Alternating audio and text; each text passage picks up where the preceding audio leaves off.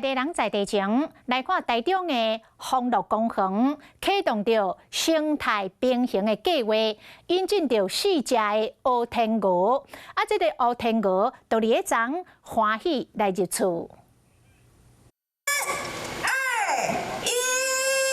大家优惠太大，环境4只高水宝贝欢喜入厝。台中市丰乐公园临港湖因为景是真水，受到自然环境。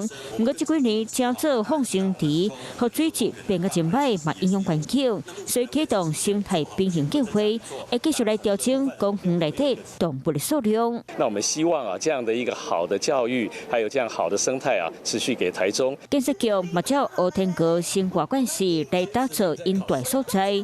和黑天鹅大概数时被受到人为和其他动物影响。环境的管理人呢，会把它照顾得很好一直延续它的下一代、一代的延续下去。真侪在地民众都真欢喜，建设局嘛提醒，民众来到公园欣赏因的时，莫甲因饲食，嘛莫甲因吓惊着。 Hello， 我是林仙怡。想要抢先掌握最及时的新闻资讯吗？赶快订阅、按赞、开启小铃铛，锁定华视新闻 YouTube 频道。